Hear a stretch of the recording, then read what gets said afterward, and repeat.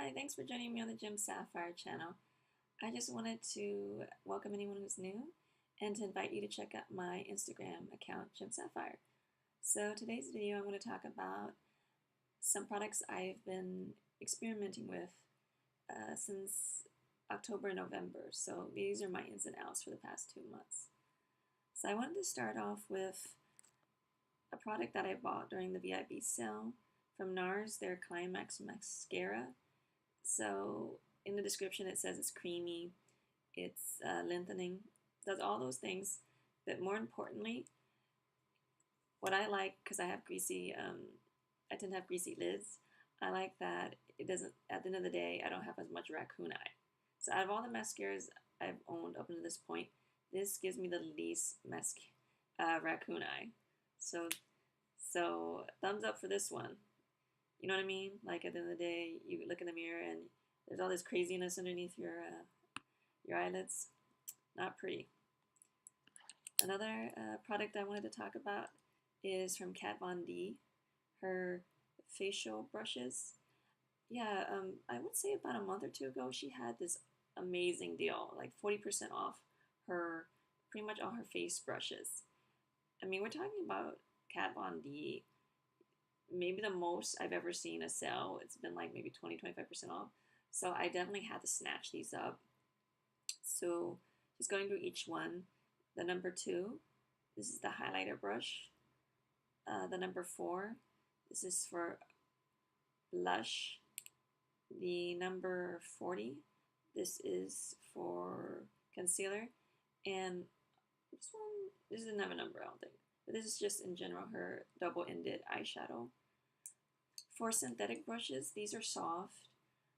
I would say my favorite one is definitely the concealer one.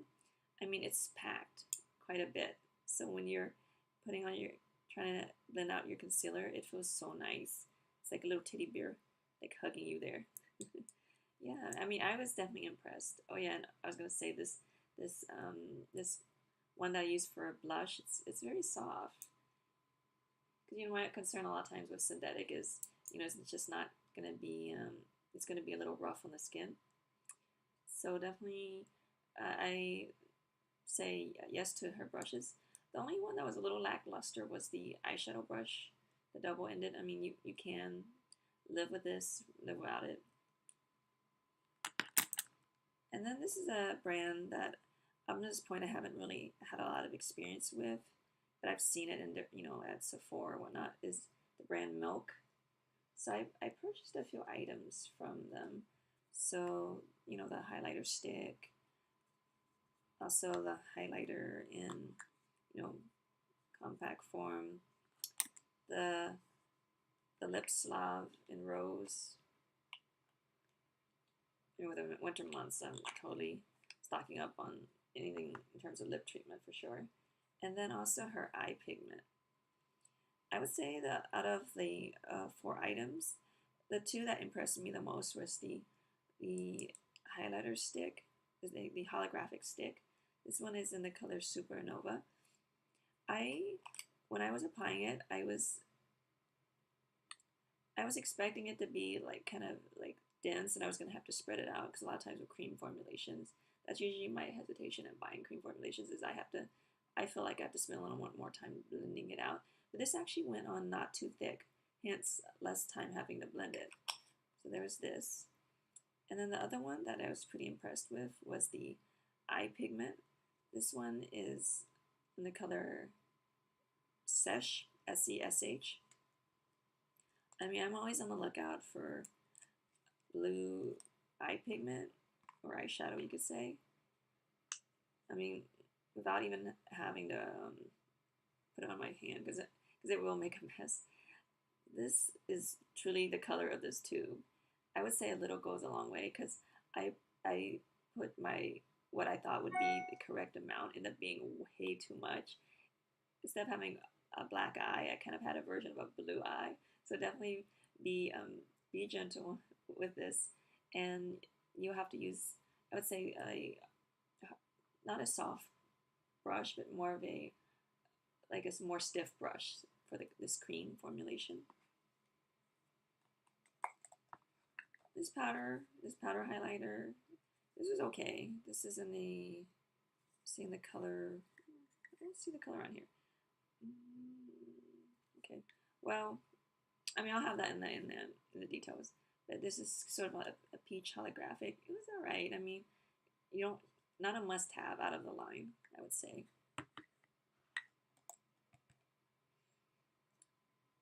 In terms of skincare, so I purchased this in a prior sale. So I just want to go over each product from Farmacy. So this is the Sleep Tight Firming Night Balm. So it really does go on greasy initially.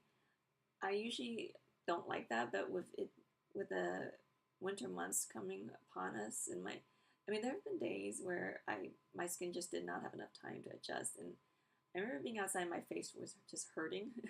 So now I've been going to a lot of, I would say, thicker balms and whatnot, and creams and oils to help with the dryness. So this one is definitely, I would say, thicker. So I usually use this stuff at night. Like, you put it on, it feels a little greasy, but, you know, again, you're going to sleep anyhow. And for the winter, for this winter dry weather, it feels great on my skin. This is something else I also like from the brand, Honey Potion. So it looks, you know, it just looks sort of like, again, sort of a thicker yellow, not too much of a scent, a thicker yellow formulation. But actually, when you initially spread it on, it is white. It is white on your face, and it feels thick. And at first, I was like worried, like, oh, is my face gonna look like a clown face all night? But actually, it's like magically, it starts to just sort of sink into your skin, and it's not white anymore by the time. Okay, by the time it's done, I would say under 5 minutes, and it's just nice to, again, like I said, to have a little, I would say, more aggressive hydration. And then lastly, the Honey Drop Lightweight Moisturizer. So this is, I would say, out of the three, it's the creamiest. I like it as a moisturizer. I mean, if you already have a moisturizer, I mean, go ahead and just use that. But I mean, if you're wanting to try everything from the line, this is also a nice product too.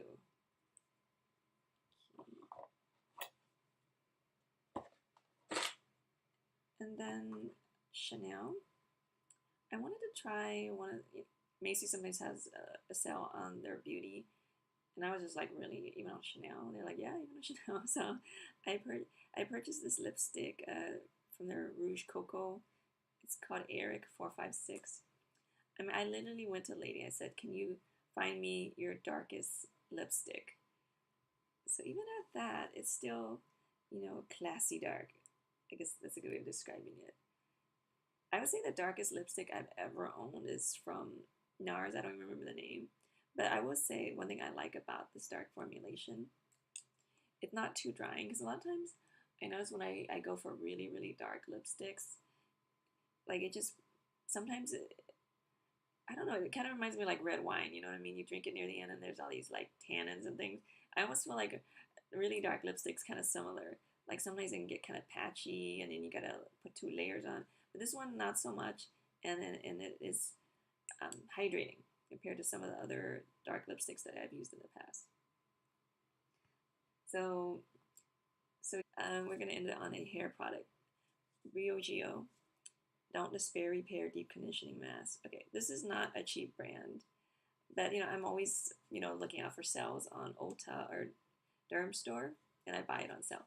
But, you know, with all the coloring I've been doing with my hair, because I have to do touch-ups and whatnot, like every other month or every 2 months, it was starting to make my ends so dry. So I was using it earlier today. Pretty much you shampoo your hair and then you leave this on, you wash out the shampoo and then you leave this on for about 10 minutes and then you wash this off, and already I can feel the difference. The ends aren't like crazy coarse. So this is definitely an in. Alright, I hope you enjoyed my ins and outs for the past 2 months, and I would love it if you would join. You know, if you join and subscribe, you'll get updates on any videos I upload. And I just hope you have a safe and happy holiday.